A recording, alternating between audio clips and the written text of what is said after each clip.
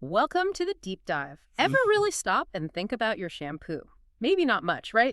Probably not daily. But hold on to your hairbrush because what seems like just a simple daily habit is actually this massive, multi-billion-dollar global industry. Absolutely enormous. Today, we're doing a deep dive into the global hair care market. We'll be looking at some honestly surprising trends and where it's all heading, and we've got exclusive data here from Cognitive Market Research. Our mission, really, is to pull out the most important nuggets for you to understand what's shaping this huge beauty segment. We've got figures from 2021 projected all the way out to 2033, and they tell a fascinating story. Just to give you that immediate big picture, the global hair care market. It clocked in at $86.792 billion in sales revenue back in 2021. Just staggering, isn't it? Right. And it's projected to grow significantly up to $126.866 billion by 2033. Okay, let's unpack this. Yeah, indeed. Those global numbers, they really set the scene. It's clearly, a dynamic industry. Always seems to be blending tradition with the latest innovation. So you mentioned the $86.792 billion in 2021. Projections show it hitting around $98.5 billion by 2025, and then reaching that really impressive $126.866 billion by 2033. Now, this translates to a compound annual growth rate, CAGR, of about 3.214% over that whole period. Right, the CAGR. Yeah, think of it as this sort of smooth average growth rate each year. It helps us see the steady pace of expansion, and 3.2% globally. That's robust, steady growth on a really massive scale. That is a huge jump overall. But here's where I think it gets really interesting. How does this growth actually break down across the world? Are we talking completely new markets popping up, or is it just the, established players getting bigger? Where are the real powerhouses? That's the key question. And when we look at the regional breakdowns, Asia-Pacific truly stands out. It's a powerhouse of growth, showing really robust expansion. The whole region is projected to leap from roughly $33 billion in 2021. $33 billion, wow. Yeah, up to over $51.6 billion by 2033. And that gives Asia-Pacific the highest regional CGR we're tracking at 3.816%. Okay, 3.8%. So noticeably higher than the global average. Exactly. That difference might seem small, but over a decade. It points to really different market dynamics, rapid adoption versus maybe more mature, saturated markets elsewhere. Right. So what's driving that in Asia Pacific? Is it just population, or are there specific cultural shifts or economic things happening in those key countries? It's definitely more than just population. Several countries are really leading the charge, and the drivers are quite diverse. Take China, for instance. It's set to expand significantly, jumping from about $10.6 billion to over $17 billion. Huge. And Japan also sees strong growth, projected to hit nearly $7.7 billion. But India is really remarkable here. It shows one of the highest individual country growth rates we're seeing anywhere. Okay. A CAGR of 4.651%. It's projected to nearly double, from about $4.6 billion to almost $8 billion by 2033. Wow, nearly double. What's behind that specifically in India? Well, it seems to be a combination. A massive surge in disposable income, certainly growing awareness around self-care, but also a really vibrant market for personalized natural hair care. Yeah. Driven by, a young, very digitally savvy consumer base. Makes sense. And it's not just those giants leading the way, is it? The report shows significant contributions from other places, too. Absolutely. You've got countries like South Korea going from $3 billion to over $4.3 billion. Australia, Singapore, they're all seeing robust expansion, looking at maybe 30% to over 60% growth by 2033. So places like South Korea jumping from 3 to over 4.3 billion, Australia from 1.88 to 2.57 billion, Singapore 1.55 to 2.5 billion. Exactly. And then you add in Southeast Asia as a whole, Taiwan, the rest of APAC. They're collectively adding billions more to the market value. It really makes you appreciate how interconnected things like culture, economic growth, and what consumers want truly are in these different economies. It does. The dynamism in Asia-Pacific is just undeniable. Okay, so shifting continents. Let's look at South America. Yeah. Are we seeing similar patterns there, that kind of rapid expansion, or is it a different story? South America's hair care market is definitely expanding significantly, too. Projected to grow from about $5.4 billion in 2021 up to $8.1 billion by 2033. That gives it a healthy TGR of 3.503%, still quite strong. Okay, so also outpacing that global average slightly. Yes, and Brazil continues to lead the pack regionally, set to increase its market value to nearly $3 billion. Then you have Argentina and Colombia following pretty closely. Both are projected to grow their markets by over 50% in that same time frame. So Argentina, $1.1 billion, $1.8 billion. Colombia, almost $1 billion to $1.4 billion. Right. And even countries like Peru and Chile, while smaller markets, show strong percentage increases. It paints a picture of a robust regional growth, often driven by that rising middle class and a strong cultural emphasis on personal grooming and beauty. Interesting. So a somewhat similar story of strong emerging market growth, maybe with slightly different cultural drivers. What about the Middle East? How are things evolving there? The Middle East hair care market, Mm. also on a strong upward path, moving from just over $4.1 billion in 2021 to a projected $6.2 billion by 2033. The CGR there is 3.4 over 4%. Very solid. All right. Saudi Arabia really stands out as a leader. Its market value set to rise by over 50%, reaching about $1.7 billion. Turkey, the UAE, Egypt, they also show robust expansion. We're talking projected growth of 50, 60% or even more in some cases. And the drivers there, similar to South America. Somewhat, yes. Often a combination of high disposable incomes in certain areas, a youthful population, and definitely a strong cultural focus on appearance. Yeah. Plus, increasing access to a wider variety of, specialized and premium products. Okay, let's shift gears now to let's call them the established giants. North America, for instance, it's already a huge market. Correct, absolutely. Does its growth reflect maybe hitting a bit of a ceiling? Or are people just spending more on, say, fewer higher value things? What do the numbers show compared to APAC or South America? Well, in North America, the market grew from about $25.2 billion in 2021. Projections point toward $34.5 billion by 2033. Still significant growth in dollar terms. Oh, absolutely. But the CAGR here is 2.636%. Solid, yes, but definitely lower than what we just talked about in Asia Pacific or South America. Right, lower growth rate. Exactly. It suggests a more mature market. Growth seems less driven by just broad adoption and maybe more by premiumization. Product innovation in niche areas, think sustainable options or specialized treatments. Or maybe that trend of using professional grade stuff at home. That too, exactly. Yeah. The United States obviously dominates the region, its market expanding to over $27.6 billion. Interestingly, Canada actually shows slightly higher growth within the region, a CAGR of 3.3%, while Mexico also shows consistent expansion. Okay, so North America. Big, still growing, but at a slower pace, maybe shifting towards premium. What about Europe, another major player historically in beauty? Yes, Europe remains a very significant market. It was valued at nearly $16 billion in 2021, and it's forecast to reach almost $22 billion by 2033. The CAGR is 2.701%.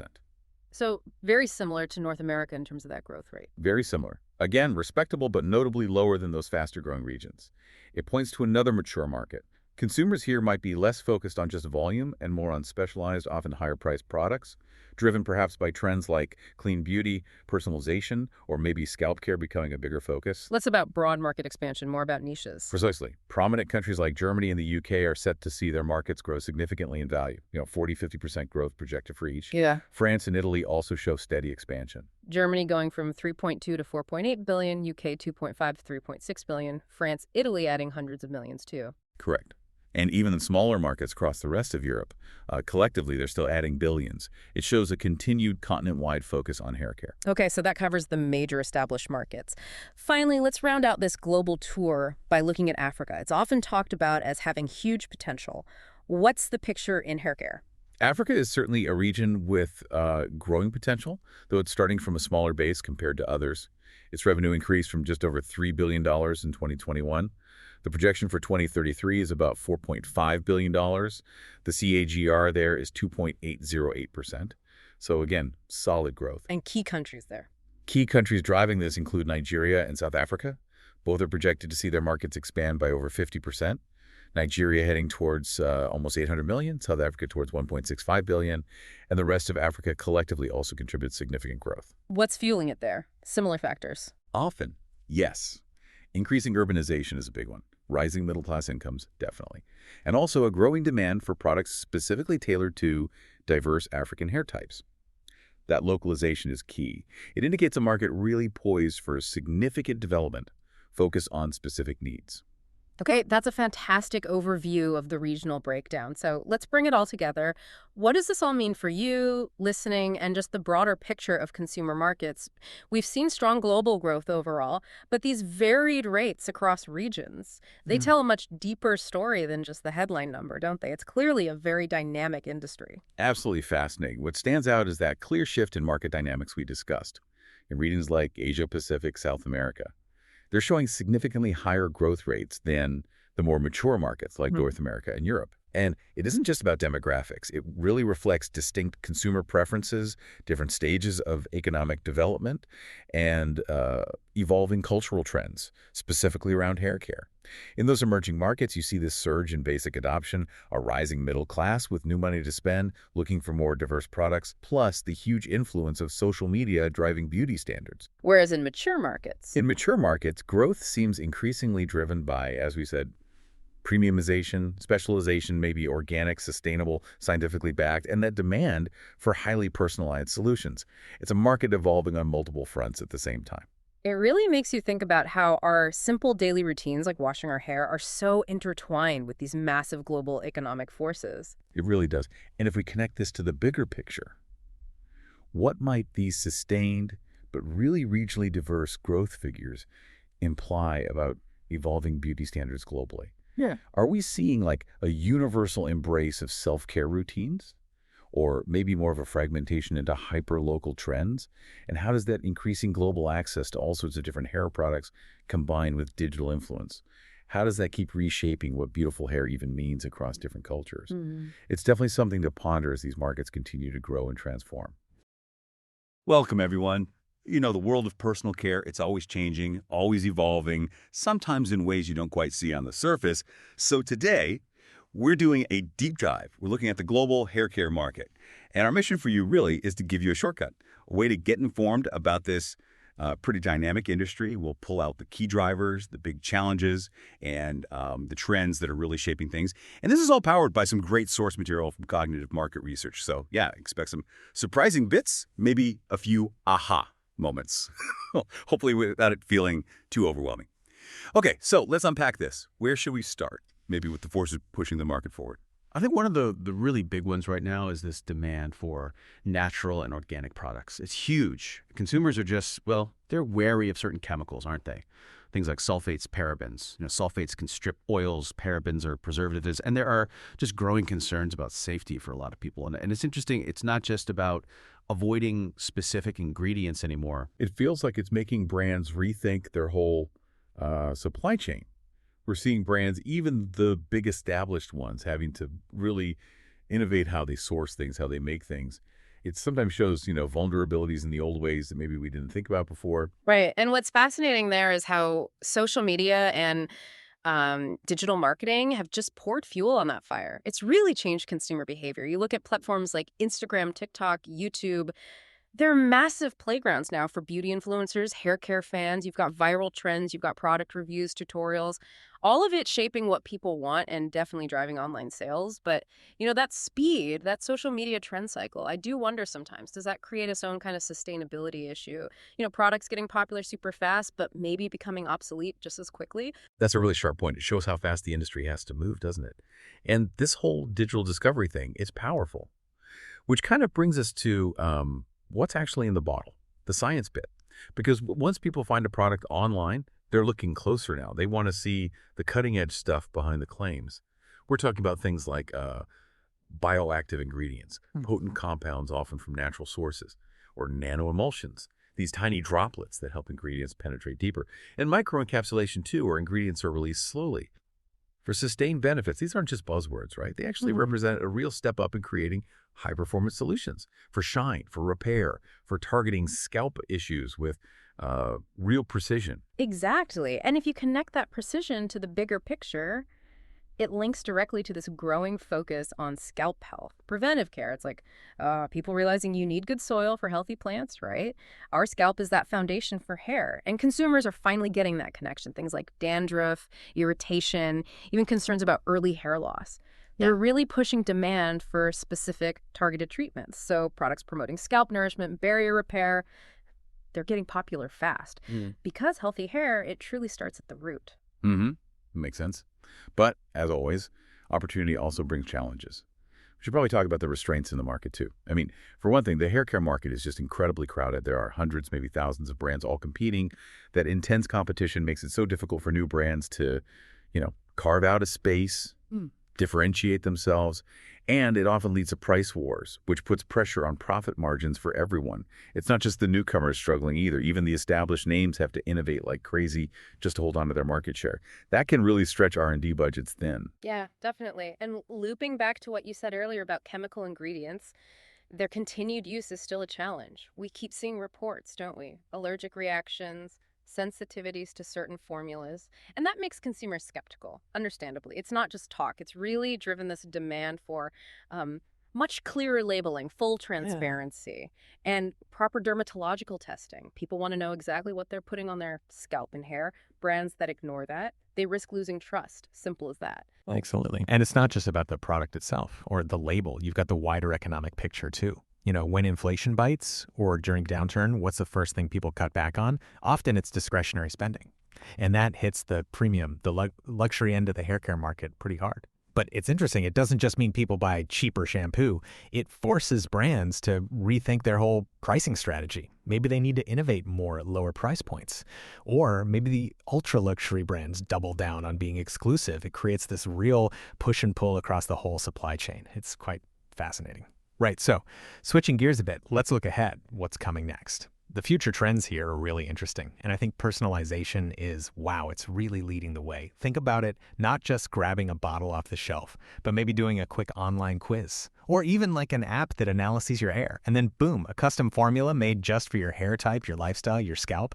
That's not sci-fi anymore. It's actually happening, thanks to AI, machine learning. They can process huge amounts of data on hair types, environments, preferences, so brands can now offer these hyper-customized solutions. And that kind of targeted approach, it really builds trust, builds loyalty. That's spot on. And it makes you think, okay, how else do brands build that trust beyond just a custom formula? Sustainability is another huge one. It's become a complete game changer. Things like biodegradable packaging, being cruelty-free, sourcing ingredients ethically. These aren't nice to haves anymore. They're expected. They're table stakes, really. And the brands that genuinely commit to sustainability, they're not just ticking a box. They're gaining market share, building a responsible image. They understand that consumers increasingly buy based on values, not just price or performance. Yeah, values alignment is key. And speaking of reflecting values and inclusivity, look at the textured hair care segment. It's just exploded. We're finally seeing better representation in media, in the beauty industry generally. And that means consumers with curly hair, coily hair, kinky hair, they finally have real options. So many more than before. Brands are creating products specifically for them, celebrating natural texture, addressing specific needs, which is fantastic and honestly long overdue. Definitely long overdue. And one last trend, maybe. Let's not forget the tech side of beauty, especially styling tools. We see innovations like ceramic heating plates, ionizing technology. These aren't just gimmicks. They make styling quicker, sure, but they also genuinely minimize heat damage. More even heat, less friction. It just makes styling safer, more accessible for everyday use. It really shows how tech is improving even the simple parts of our routines. So putting it all together, what does this picture of the global hair care market look like? I think what we've touched on is this really dynamic ecosystem. It's fueled by constant innovation, yes, but also this strong push for sustainability, plus the undeniable influence of digital and this growing sense of consumer empowerment. So yeah, the industry seems really primed for steady growth. It's moving way beyond just, simple shampoo and conditioner. So as a final thought for you, our listener, maybe consider this. Think about how personal choice, really enabled by all this tech and this growing social awareness, is genuinely transforming industries like hair care. It's moving them beyond just selling stuff, towards reflecting our individual values or deeply personal needs.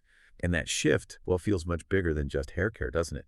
It's shaping how we interact with consumer goods across the board, something to mull over.